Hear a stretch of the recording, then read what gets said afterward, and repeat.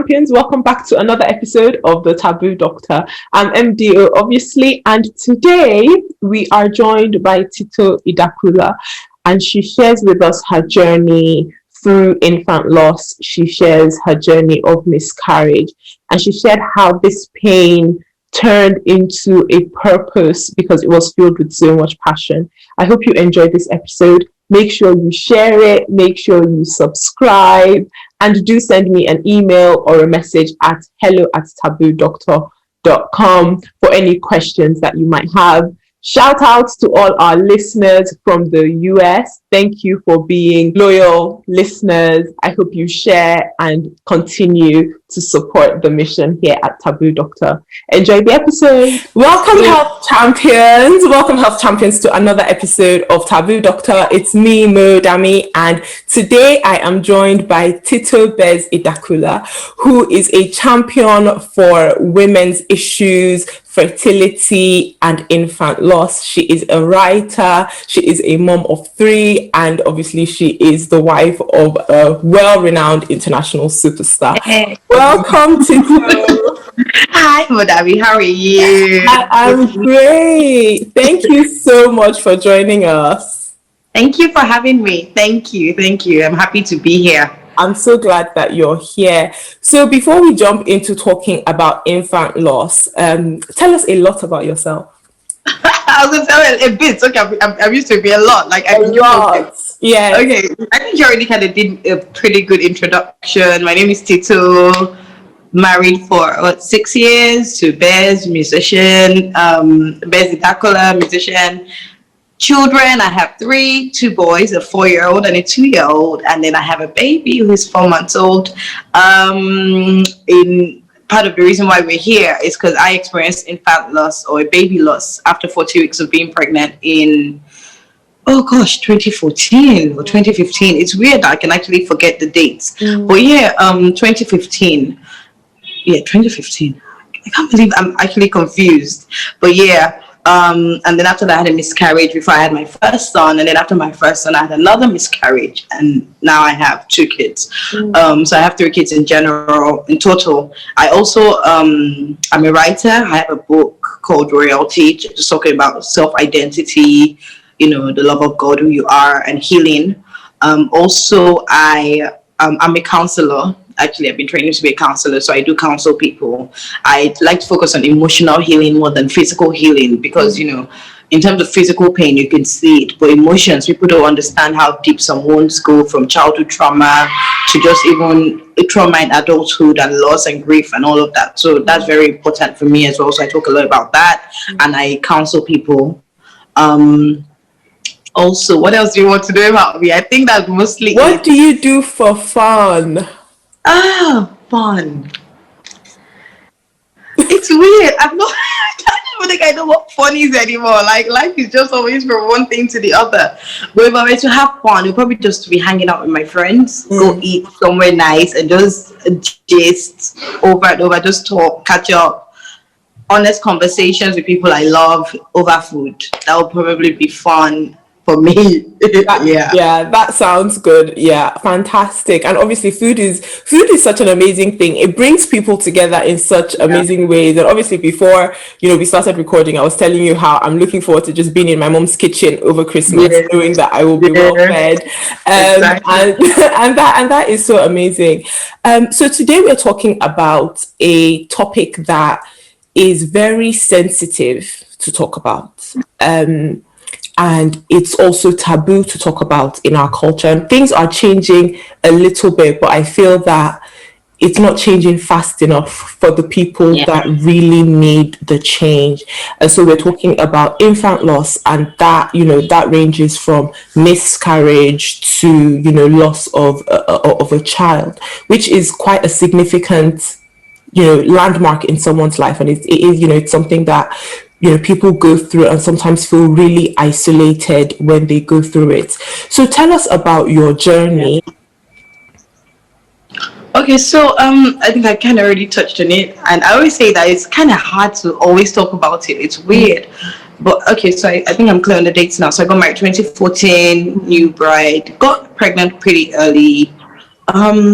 pregnancy, it was weird. I kind of felt like some stuff was wrong, but the doctors kept dismissing it. No, everything is fine, everything is fine. And then I go to the States and they're like, oh no, you're measuring wrongly. It turned out the baby had a congenital diaphragmatic hernia, which meant the diaphragm hadn't grown, the lungs and the heart and the stomach, everything was just all jumbled up. Unfortunately, she died a day after she was born. So I carried her to full 40 weeks pregnant. In fact, I was 41 weeks when I was induced, and got to meet her. She was pretty tiny, and then she died not long after. It's weird because I remember she was in my husband's hands, and I'd woken up from a nap and she was gone. And it was just like, oh, she's really cold, she's really stiff. And it was like, okay, so she's gone. And then dealing with that was a bit traumatic because nobody ever expects to experience this kind of loss. And I think for me, not to be over spiritual, but honestly, for me, it was God that just pushed me to be open about this journey because nobody talks about it. I'd never personally met someone that personally said, oh, I had a miscarriage or a baby loss. My friends didn't say it. I didn't know if any of them had it. You know, I didn't know anyone, honestly. And so God kept saying, oh, talk about this, share this story publicly. I'm like, this is awkward. Nobody talks about this stuff. My husband is a musician. It's relatively well known in Nigeria. I don't want to put myself out there. It's private, and I just didn't have peace. Write your story. And then I write a story. And the next thing, everybody I knew was coming to say, oh, thank you for writing the story. Thank you for sharing our pain. I remember when my wife and I had it, women would message me, men would message me. Everybody seemed to have experienced this thing. I'm looking like, oh, so this is not new. So in as much as I thought, oh, my life is out there, and I was a bit embarrassed, I actually kind of found comfort in the fact that I realized that I wasn't the first person it happened to. And, you know, other people were coming to kind of support me as opposed to what I thought would happen, which is like, why are you talking about this? But no, people were very supportive, sending so much love. They appreciated the openness of it all, and so that's kind of how the journey started. So it's almost like it's the journey to supporting women and families going through this. It kind of called me. I didn't share my story thinking I'm going to go and support people. I just wanted to share my story. But in the way the response came, and then people would message me, they wanted to talk about it, they wanted to share their stories, I realized that people needed more support. And then even after the first loss, I had a miscarriage again, and this one was I had to go through a DNC. In Nigeria, we call it an evacuation. I don't know what the terminology is. So I had to go through an evacuation at 11 weeks pregnant. It was quite another horrible experience. But this one I didn't even talk about it because I was just trying to process everything. But I think for me, that was the moment when I realized that we need more support. You know, women need a safe place to talk about this, and not feel like you're being dismissed, you're being ignored, you're being judged, you're being, told, oh, you're not grateful, or thank God you're alive, or all those kind of things. Just a free, safe place to speak openly, to speak, to share, to heal. So I started this blog called My Lighthouse, where I would share encouraging stories. I didn't want it to just be about miscarriage, but that was a key part of it for me. It was just be encouraged, because when you go through stuff like this, there's this darkness that comes over you where you feel isolated, you feel alone, you feel like it's just me. And so I called it the lighthouse, because when you're sinking, when there's storms all over you, that lighthouse is what tells you, you know what, keep going, you're okay, there's hope at the end of that. So that's kind of how it started. And then over this started, so the whole journey started 2015. But I think the Healing Cradle, which is what is really our support group for families still dealing with loss, and the organization that we run now, that kind of came into fruition last year as a proper miscarriage support group, instead of just a general encouragement group. And that came about because a friend of mine had been pregnant with twins last year. For a long time, I just thought, I'll talk about my loss, but I don't want to be the face of loss. I don't want to be the face of miscarriage. I don't think I want to carry this thing on my head. I've shared the story a few times. I don't need to share it all the time. That's kind of my thoughts on it. But last year, I sat down, and my friend was going through labor. I sat down with her in labor. She was 26 weeks pregnant with twins. And I literally watched her go into preterm labor. And I can't believe how and I to sit down with somebody, in preterm going through that. Yeah. The hopelessness and the hopelessness of it. Yeah. It bothered me so much because I could see the chaos. Yeah. For her, her mother, her husband, they were just a mess. Yeah. I just felt, what's going to happen to her after? And that was the moment I just got a group of friends together and I said, I want us to do something.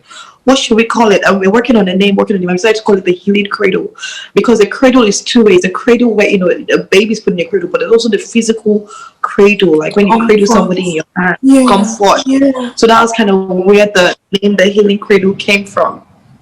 And I remember I said, I need to do something. And her birthday was coming up. So she had this experience. And then her birthday was coming up like a month after. I knew it was going to be very difficult for her.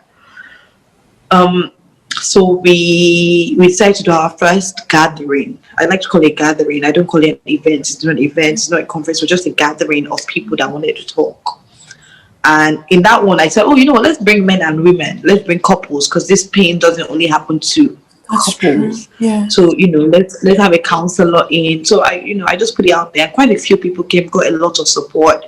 And I saw how healing it was for them to just talk about what was going on. But at the same time, I saw that the pain affects men and women in different ways.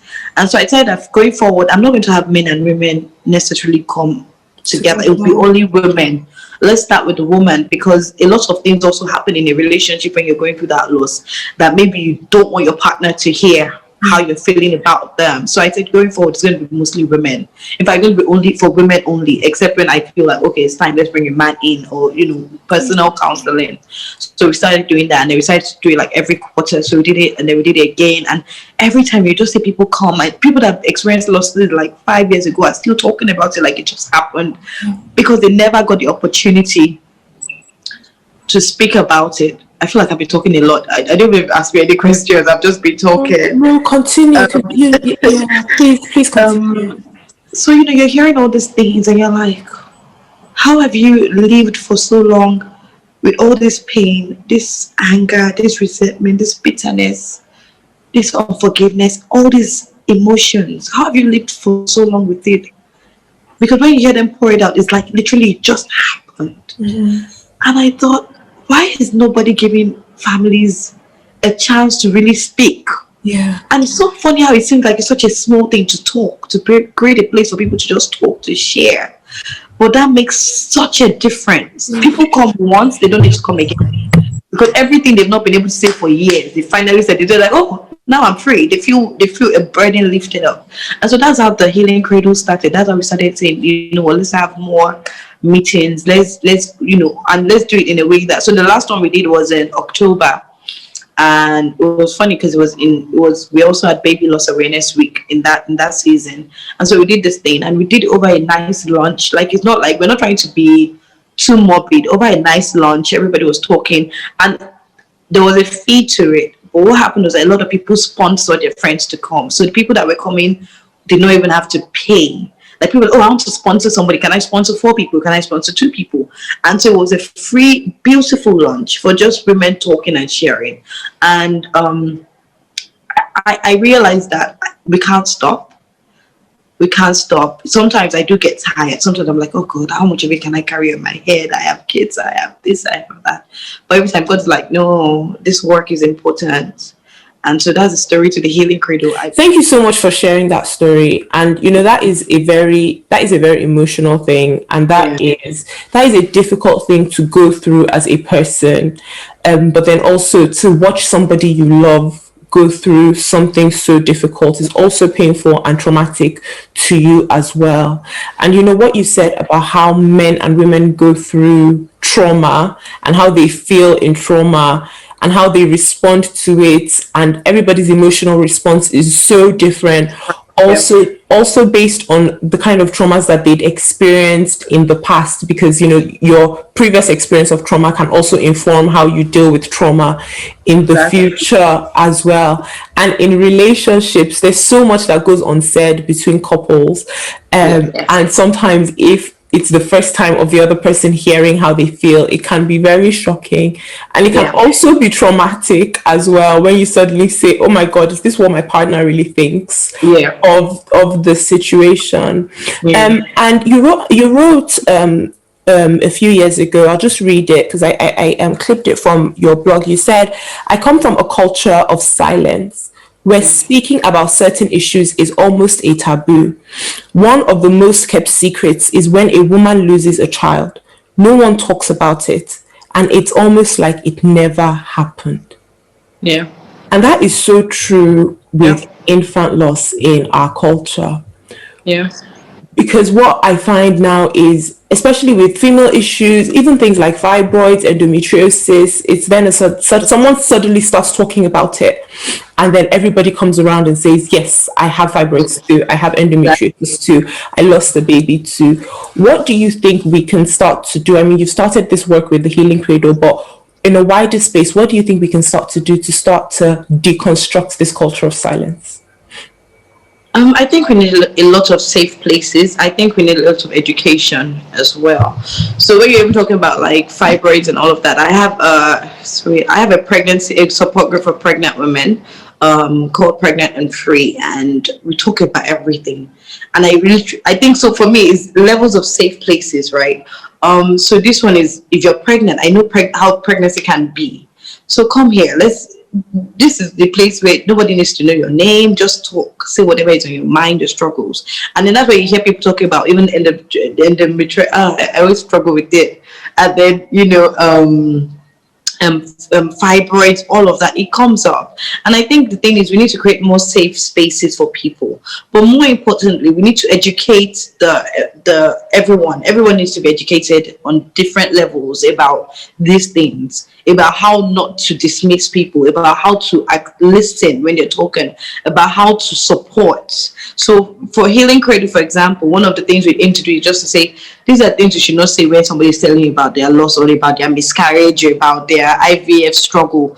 Don't say these things. These are some of the things you can say. These are some of the things you can do. Never dismiss them. So it's constant conversation. I think, we don't, like, so my mom, for example, every time I talk about even my daughter, I still talk about her. My daughter, I carried her to for 40 weeks, and so I still talk about her. And every time my mom like, don't talk about her again. She wasn't yours. Don't talk about. She'll say in Yoruba. She'll say like as a Nigerian too. That's not your child. Don't worry. Don't talk about it. Let her go. Why are you talking about things that are so painful, so uncomfortable? They hate it, not because they are dismissing it. I realize is that they don't know how to process it, and so it's, instead of having to process it, let's just pretend it doesn't exist. Instead of having to deal with my emotions concerning that, let me just pretend it doesn't exist. As a grandmother, it probably really hurt my mom as well that this happened to me. But because she doesn't even want to acknowledge her own pain, but the only thing she can do for me in her mind is to encourage me as well to push it aside. Because that way we're not acknowledging the pain, Abby. If you don't acknowledge it, it doesn't hurt, which is a lie. We know that. So I think for me, it's just encouraging people about the necessary need to allow people to talk about what they're going through, allow people to dictate how they want to deal with it, but most importantly, creating a safe place for people.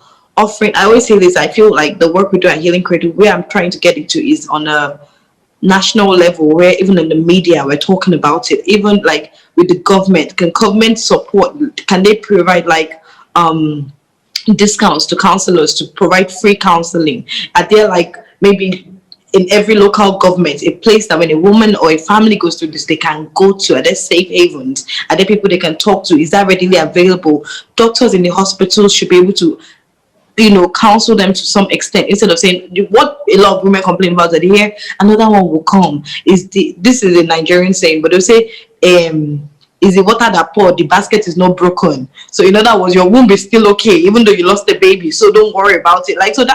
So there just needs to be more education, and it has to be more deliberate. It has to be more, almost aggressive in the way we do it. Like no holds barred, just go at it. Like just be loud. I honestly think that's it. So yeah, safe places, more education, more advocacy, and just letting everybody know that it's okay. We talk about it, we'll heal, we'll move on.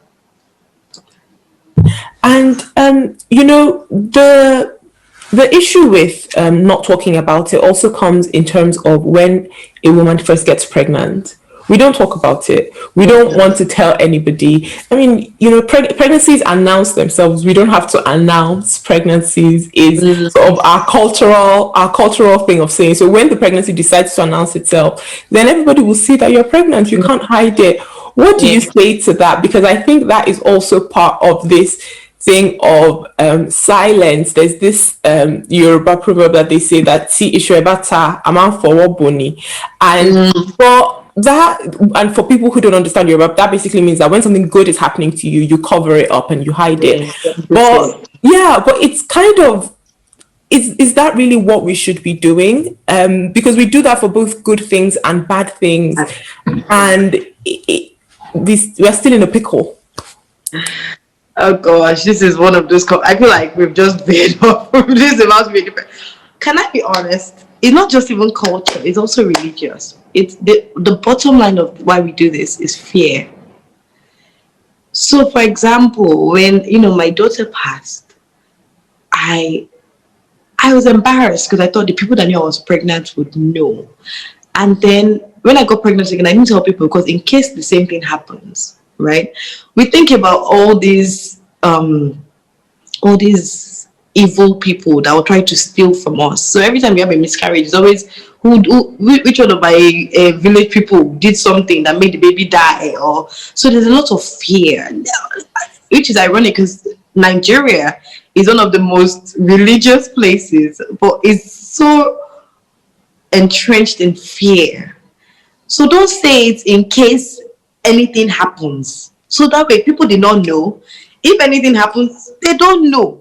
You've saved face. So not only is it fear, there's also the thing of just reputation. So I'm embarrassed. Honestly, and it happens. Like the women that experience, or even men, families, you feel embarrassed. There's a shame to it. Like, I can't believe this happened to me. So now everybody's going to be talking about me. Everybody's going to know that this thing happened to me and I'm embarrassed about it. So there's that, your reputation. Don't let them know that you're the girl that your daughter died. How would people, don't let them know. So we just it's safer to keep it quiet. Then when the baby comes, now the baby is here, I feel safe. I cannot tell all of you, we can all celebrate. So, and I always tell people that don't get upset if your friend doesn't tell you. It's honestly nothing against you. You're not a witch.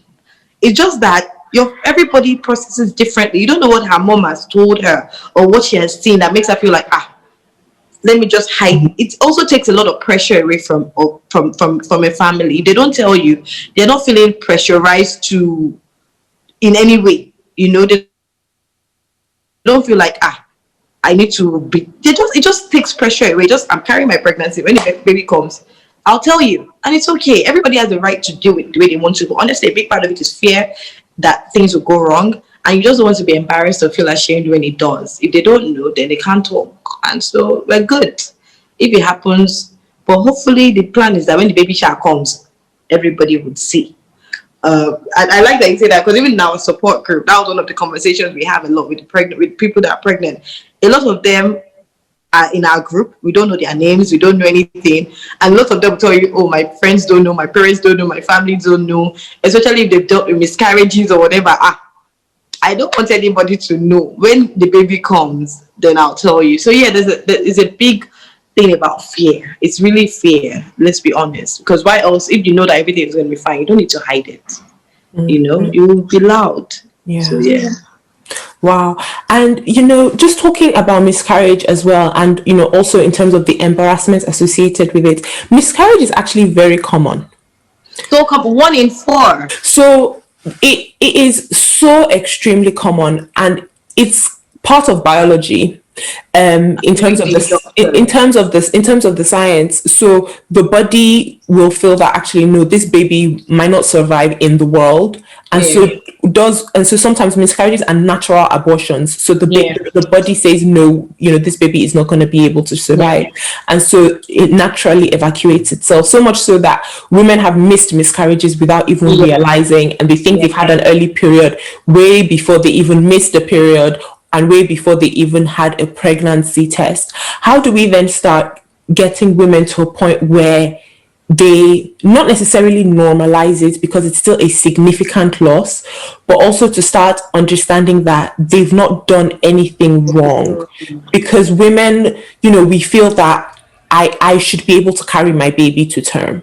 And so if I don't, then what is wrong with me that hasn't allowed me to do this thing for somebody that I love so much? So how do we then start getting women to understand that it's not a problem with you? And like you were saying, that some doctors would say that the basket is fine and the womb is fine, but it's the water that's spilled. But how do we start explaining it to women in a way that they can receive it, not just in a pragmatic, because the pragmatic way is not necessarily the best way, but in a more emotionally accessible way?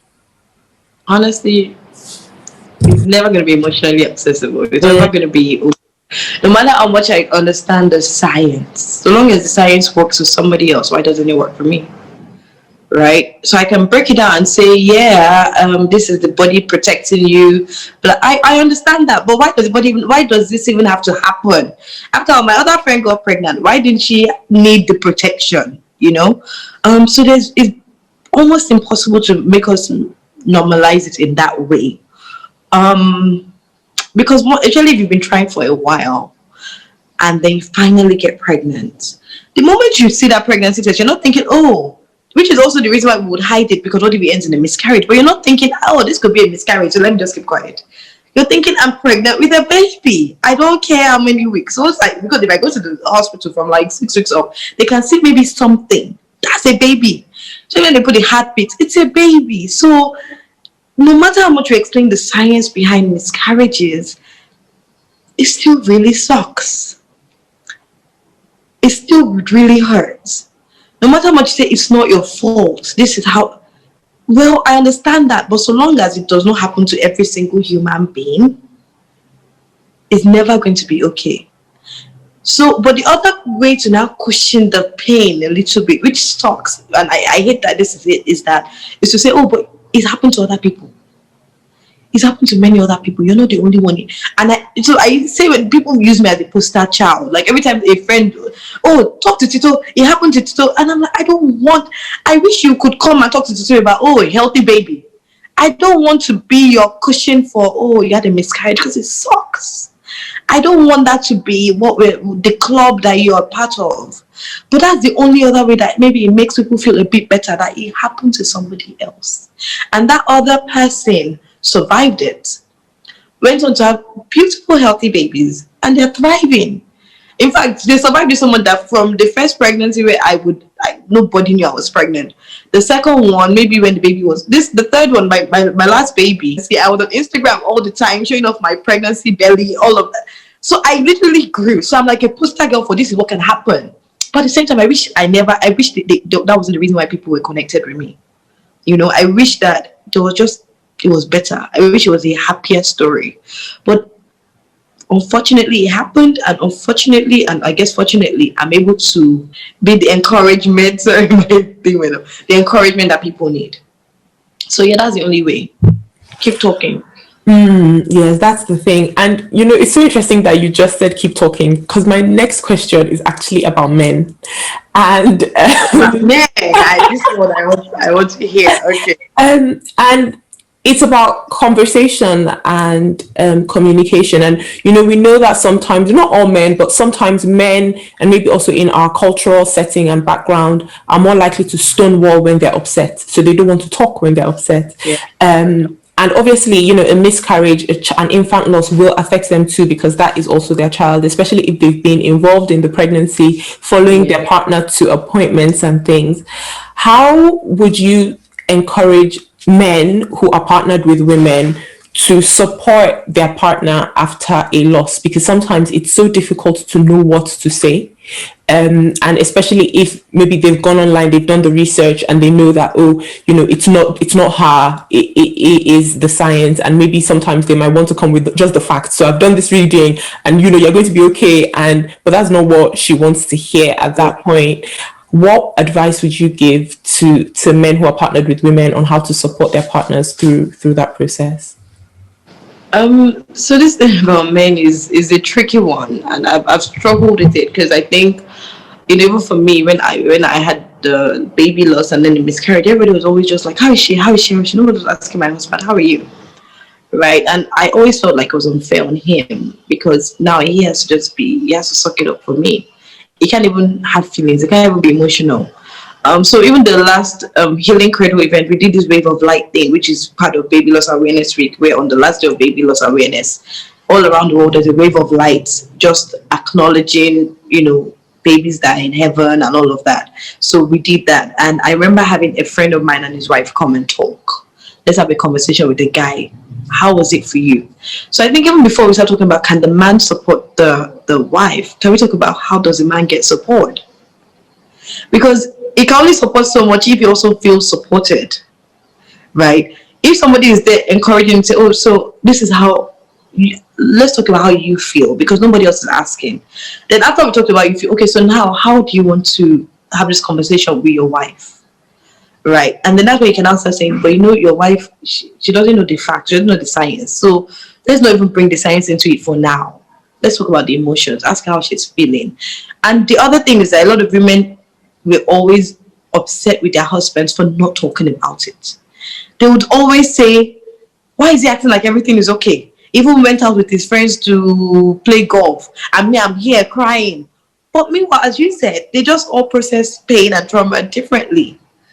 So it's the key thing is to understand that even when we're saying the man should support his wife, it's not necessarily support your wife. It's that you guys support each other, because the child is both of you's child. And so when you're thinking about supporting each other in that way, then you think about, let's have conversations about how we really feel, about how much this hurts, about how much I was also looking forward to being a dad. And then when your wife says that, oh, okay, so this thing, you also feel it, it kind of makes you feel like, okay, I'm not in this by myself. And so because the other angle is that if you don't see it that way, and if it's, oh man, come and support your wife, it's almost like, oh, I'm in this alone. Because it's like I'm the only one that lost the child, because you are telling me the science. You that are telling me the science, was it not your child also? Why are you okay with the science and I'm not? Right? So it's the encouragement of be as open and vulnerable with each other as possible, so that your wife knows that it hurts you just as much. And then when we're being vulnerable and being open with each other, we can also then try to heal together. So it's understanding it as a team thing, not as a husband supporting wife. Sometimes it can be husband needs to support wife, sometimes maybe wife needs to support husband. So it's that's how we see it. Yeah. That's how we see it. So once again, the talking. Yes. It doesn't make you weak. It doesn't make you. In fact, I want to just say that you're crying with me. Let both of us cry here together. Then I can be like, okay, I see that you feel the same pain. And then maybe down the line, we can have conversations about the science of it, about let's try again, about let the doctor tell us. In fact, remember, don't tell your wife the science. Let the doctor be the one to, let the doctor be the bad guy that says the science. You never acknowledge the science until she's ready. But honestly, I like that approach, Yeah, and it's so funny that you said that sit down here and cry with me, because I was having this exact conversation where someone was saying, oh, that a woman who has had a miscarriage doesn't want you to be weak at the same time. And I was like, well, no, actually, I want you to cry when I'm crying as well, because then it actually validates that, okay, we are in this together, and it wasn't my child that I lost. Because sometimes there's this cultural thing of the children are for the women, and and so it's like, but if we are in this together, then you cry and let the doctor be the bad person. That's the person that studied science anyway. Exactly. And and they've not done a Google search to find the information. They've studied books. Exactly. So let them tell us, let them tell us the science. But my next question is also it's a rather sensitive topic, and there are people on different sides of the aisle, and it is dealing with emotions after child loss to abortion. Now, there are some groups of people who feel that they don't have any emotional attachment to the child after an abortion, and that that point of view, that is respected. But then there's also the group of people who do later on feel an emotional connection and sometimes a more overwhelming sense of embarrassment and responsibility after infant loss to abortion. How can you support people in that situation and get them also to that place of healing? Okay, so this is interesting because I think for me, this is weird how I seem to have something to say about everything. But so for me, when I was at uni, I had 2 abortions, right? Young girl, I was ready to have a baby, Christian girl. So you're thinking, oh, this is wrong. But I just wasn't ready. And so I made the decision. How it happened twice. Anyway. But for me, that guilt never left me personally. It never did. So when I even got pregnant the first time, I was just thankful because I'm like, oh, I can get pregnant. I was just thinking, oh, maybe my past will catch up with me in that way. But when the baby died, I was like, well, you purposely given up a child before, so you dare not feel guilty. Like if you thought you could do this, why are you now crying over a baby? For me, it was you don't get the right to. Well, now you think it's convenient for you, so you cry. Oh, but before, when it was, you didn't see the child as a blessing then. And then when I had a miscarriage again, it was the same thing. I'm like, oh, well, I had 2 abortions, right? So, of course, I'll have 2 losses. Okay, now we're even. And, there's a religious aspect of it for a Nigerian who is we're all spiritual. Even if we are not Christian, there's still a fear of God in that mix somewhere. And so it was for me, oh, God has collected his 2 back from me now. Okay, so now we're even. And it took a while for me to understand that, firstly, that's not how God works. Love is too much. That was my choice. And yes, God loves life, but he wasn't punishing me. I had a lot of work to do with that. I think I've shared that somewhere on YouTube and even in my book. But there's also the other aspect. So that was the choice. But I've also this support group I'm in with all these other women. I've had women who maybe, for example, they did a genetics test. Is that what it is? When you check your baby's sickle cell or whatever. So a couple of ladies I know, they did that, found out their babies were going to be SS, and they chose to terminate the pregnancy. A bit late, but they did. One of them even had to deliver the child and everything. It was really traumatic for her. So even for her, she still struggles with, am I allowed to mourn this child because I made the choice not to keep the child? I always say, I always say that you did what you believed was the best thing you could do at the time you did it. So if, for example, even not talking about those that medically had a reason, even for women that maybe I'll talk to women like, oh, at that point I was broke, we didn't think we could have another child. So even then, you did what you believed was the best option for you then. You were not doing it because, oh, I'm this evil, whatever. Not like you're even evil, but anyway, the point is, you made the best choice at the time based on what you could see around you, based on what the science says, based on what your finances says. For me, based on the fact that I was a young girl and I was not ready, and I just thought I'm not ready to be anybody's mother. So we all make the best decisions in our minds at that time, and sometimes that's the only way you can look at it.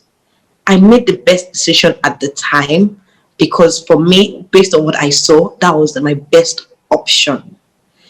And then I'll now take it into the Christian over spiritualism part where you're like, okay, why do you feel guilty? And a lot of them go back and say, oh, it was a child, God doesn't like it. Okay, no problem. So you feel guilty because you think God doesn't like it. But you did it even when you knew God would not like it, right? So now let's talk about this God. You see, we make choices. But God is not out there thinking, oh, I'm going to punish you. If anything, like, okay, she made the choice. I'm still God. I still love you. I'm not holding it against you. So you now have to be the one to forgive yourself. Because you now realize that this feeling you're feeling is not that God is holding it against you. You are the one that is struggling to forgive yourself. And then that's where we now start going into, how can we get you to forgive yourself if you're feeling bad about it? Because as you said, not everybody feels bad. But for those that feel bad, the issue is forgiving yourself, understanding that when you made that decision, you really thought you had no other choice, and so you made a decision based on that. And that doesn't make you a bad person. It doesn't make you a bad mother. It doesn't make you it doesn't, like, you made a decision. Own your decision, but also understand that it doesn't change the core of who you are. And sometimes we feel, oh, let's feel bad because it makes us feel better. At least if I feel bad, it's not like I feel like I'm free. But also, okay, how long I can feel bad for? How long are you going to let that guilt continue to chip away at your joy, your hope, every day? Every time you want to do something good, you'll be like, but remember you did that bad thing. Remember you did that bad thing. And so you're holding that against yourself for so long. So I always say that you made the decision you believed was the best decision for you at the time. And even because I remember when this lady was going through should I keep the baby or not? I don't want a sickle cell baby. A lady that was pregnant in a group who is actually sickle cell, I don't know how we say it, but who has SS, who is SS, came and chatted with me and said, "But I'm SS and I'm here and I'm fine. I'm even about to have a baby. I wish you would just believe that can happen for her." And then I said to her, "But that's her choice. She's not you. So you can't even expect that because you ended up okay, despite maybe your parents really struggled and everything. You don't know what she has seen that has made her decide, I would never want this." And so she made a decision, the best decision for her. And then next question is, how do you then now accept your decision, own your decision, and then forgive yourself? And instead of thinking, I can't live a full life because I did this, I don't deserve another child, I don't deserve this, It's honestly just about self-forgiveness, knowing that you made the decision because you really thought you had no other choice. And then for those that don't feel bad, that's also okay. Yeah. And I really appreciate what you said about, because in a lot of spiritual contexts, we have this thing of like self-flagellation, that the more pain I feel, then the more pure I am before a deity. Yeah. And it's actually realizing that the work that you really need to do is internal, and it's really between you and your soul, and getting to a point where you're not holding things against yourself and expecting some sort of karma to happen to you, because we all do things that some of us do bad things that we don't feel guilty about. Some of us do good things that other people think are bad, exactly. And, so we all make decisions for ourselves, and it's just coming to terms with our choices and moving forward as well. Now, in our culture, let me put that disclaimer that I'm not saying I'm definitely pro-abortion, because I think for me, when I look at my kids now, and sometimes I'm like, oh God, so those other abortions could have been these children, and that sometimes stinks. So it's made me have a clearer stance on how I feel about abortion. Yeah.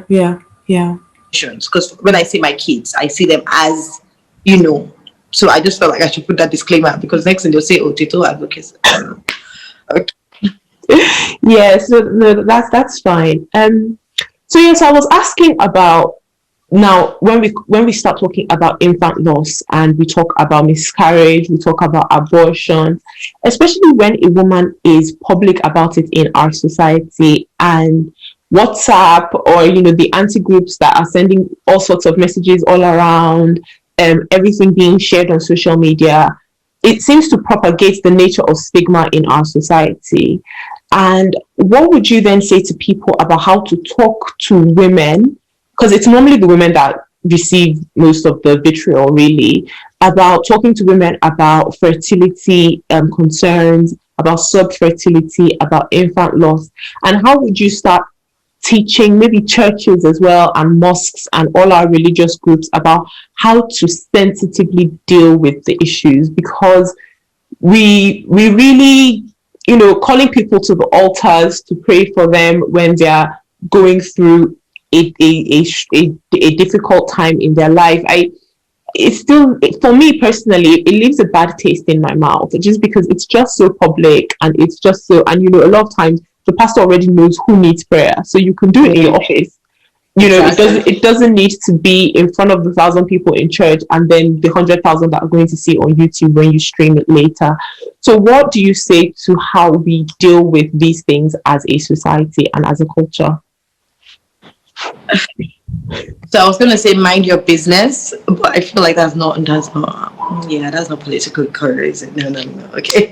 Let me try again. A better way to say the same thing. It's one thing I've learned, nothing is black and white. So, for everybody that thinks, I don't like being called to the front of the altar or whatever, there are hundreds of women waiting for that call to that altar. That's the truth. If the pastor is not making the prayer point, they're looking like, can't you see that I'm struggling? Why is he not praying about this thing? That's number one. So there's no black or white. But I think sometimes you should read a room.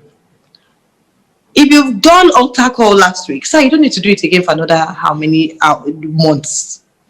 if maybe they still, then let them come and meet you. If they want to talk about it, they'll come and meet you. They'll ask you for your advice. They'll ask you for your opinion. They'll ask you for your prayers. They'll ask you for your support.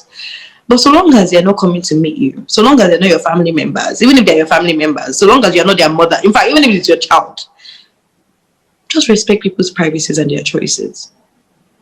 That thing that you're worried about is not, look, it cannot worry you more than it worries them. And some people are not even worried. Yes, I don't have a child. I've been married for a year. I'm not worried. I'll have a child. Exactly. So why are you worried for me? Exactly. You just calm down. If I need you, I will come. I will find you. Yes. I'll find you and say, Auntie, please, how did you do? I heard that you do.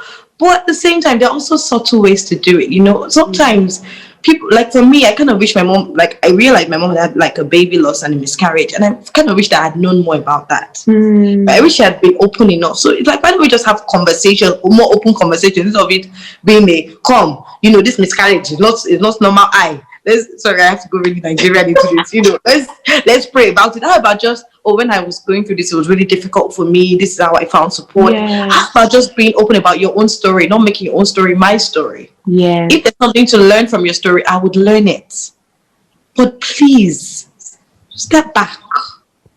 Step back. Don't do that. Respect my choices, my privacy, my struggle. Yeah. And if I need you, I'll come to you.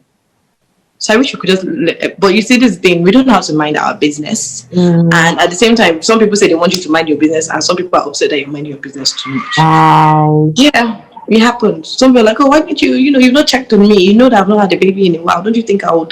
Why are you pretending you don't know? Why are you pretending you don't see? Why are you pretending it's not happening? So that's why sometimes you just read a room. You would know. But don't assume. Don't never make any assumptions. Wow. This has been really amazing. Thank you so much. And as we are rounding up, a championship point for our listeners. So either a couple that is going through infant loss or a woman that has gone through infant loss, some words for encouragement. It's never your fault. It's never your fault. I hate to say it, but you're not alone. Other people have been through it, and you would survive it. You survive it. You would have a positive story at the end. Whether no, let me say that again. You'll survive it, and it's a day at a time's journey. It's take it a day at a time. Don't think you have to rush through your emotions or your pain. Find someone to talk to. If you can't pay a counselor to talk to, if not, find a friend that you know would listen. But it's never your fault. Talk to someone, journal if you're feeling like you're struggling with your emotions, and then just take it a day at a time. That's the message. That is fantastic. Thank you so much. Where can our listeners find you online? Okay, so my Instagram, which seems to be the most popular social media page now, is Tito Idakula. Facebook is Tito Idakula. I think I'm Tito Idakula everywhere, on Facebook, Instagram, Twitter, social, LinkedIn. I'll probably always be, I think I try to keep it as simple as possible.